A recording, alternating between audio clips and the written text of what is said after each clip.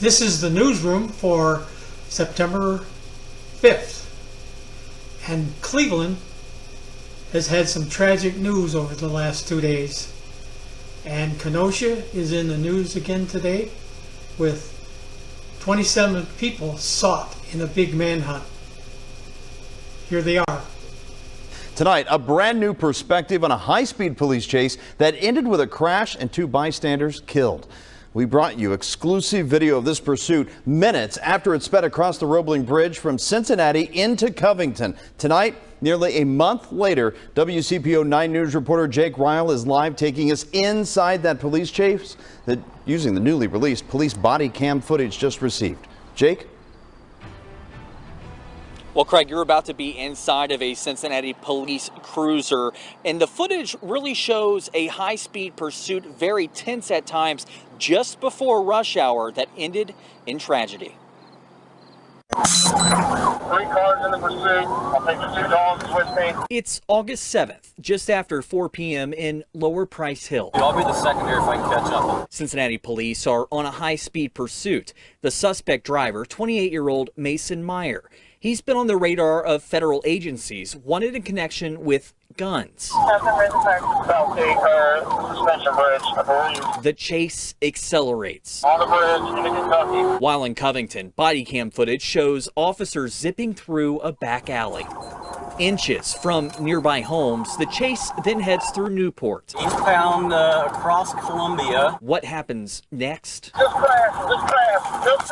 A scene of pandemonium. Get down! Get down right now! We're choosing not to show these moments. We're going to need multiple rescue units, at least 3 at this time. Subject is armed. We have 3 at gunpoint from the vehicle, but there's civilians that have been injured in the accident. It's pedestrians. 45 seconds later, medics arrive on scene. 81-year-old Raymond Label and his wife Gail were hit and killed following the crash. Police recover 3 weapons from the suspect vehicle. Car is clear. Cincinnati police do say they will be investigating that pursuit to find out if proper protocols were followed. We'll continue to provide updates for you on WCPO.com. For now, reporting live outside of CPD headquarters, Jake Ryle, WCPO 9 News. Jake, thank you. It is a sad night for Northeast Ohio after Detective James Skirnovitz was shot and killed in the line of duty. Andrew Horansky first brought you the details last night at 11 and now has an update on what we have learned so far. On Wednesday, 53-year-old James Skirnovitz was sworn into the FBI's Violent Crime Task Force, but would soon see violence. On Thursday night, the veteran police detective was on a drug operation on Cleveland's near west side when something went terribly wrong. He's doing his duty to protect the citizens of this city, and we'll leave it at that. Police are not saying whether Skirnovitz was working with them or the FBI when he was shot and killed in an unmarked car. 50-year-old Scott Dingus, a possible informant, was with him and died too. They had driven from the scene and crashed at a playground. New recordings obtained by 3 News reflect confusion at first, police appearing to believe it was just a bad crash. Someone has to tell me what is going on at Roses. I'm asking for the 4th time. Something to do with an officer in trouble. Under the driver's seat, a passenger, both unconscious right now. We need EMS take that. On Friday, 2 teens and 1 adult were questioned in their deaths. I think there is a connection to those 3. I'm still deep into this investigation. There's a lot more work to be done. Skirnovitz had been assigned to the gang unit, but was also visible in the community, serving on the honor guard and at Progressive Field, where flags now fly at half-staff. Chief Williams wishing all officers were so good. He worked hard for the city that he loved.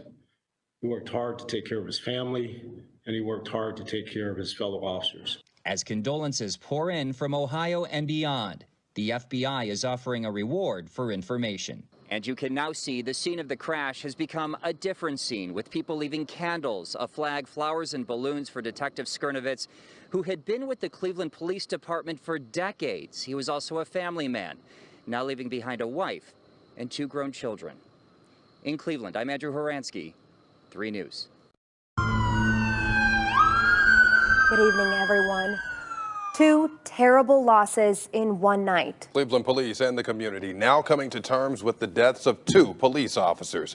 Detective James Skirnovitz shot and killed in the line of duty on Cleveland's west side last night. Then hours later, a fellow Cleveland police officer, Nicholas Sabo, took his own life. U.S. Attorney General William Barr just releasing a statement on Detective Skirnovich, who had just joined Operation Legend. Barr saying he selflessly gave his life in this cause.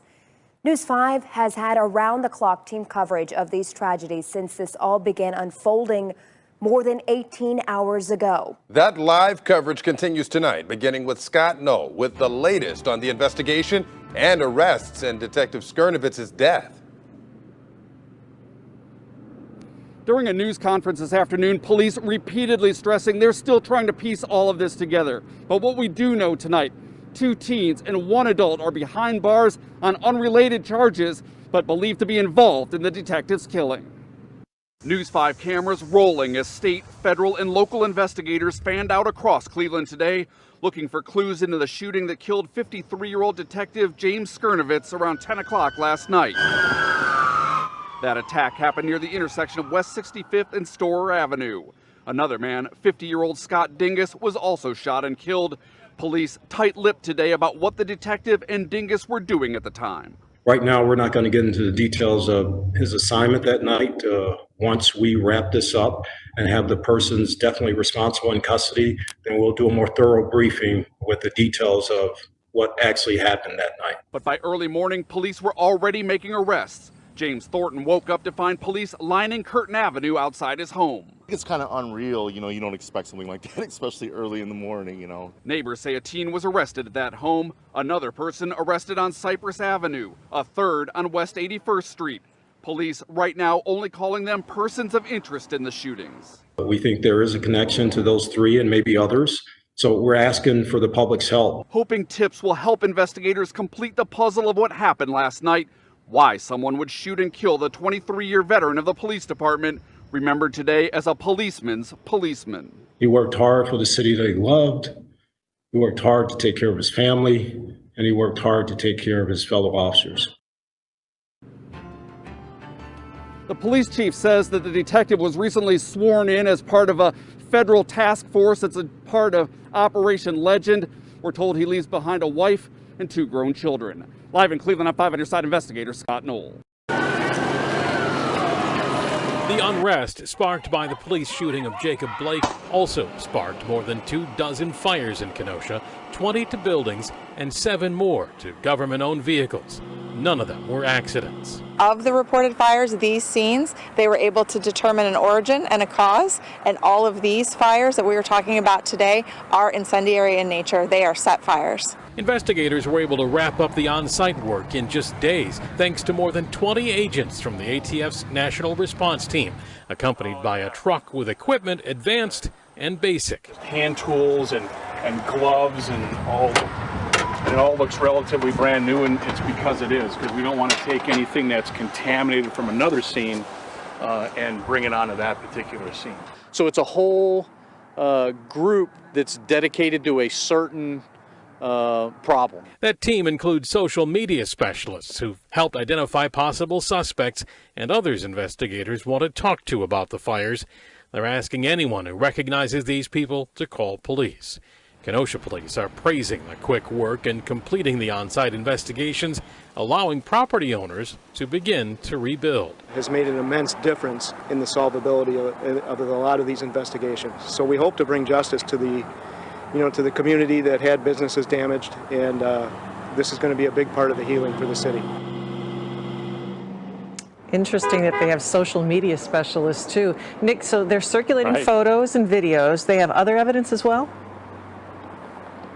Right, Joyce. They tell me they've collected over 100 items of evidence they've sent off to the national lab right now. They're looking for fingerprints as well as any DNA on that. And I should mention as well that you can view those photos at length on our website if you wish, WISN.com. Well, they welcome the public's help. All right, Nick Bull reporting live. Thank you.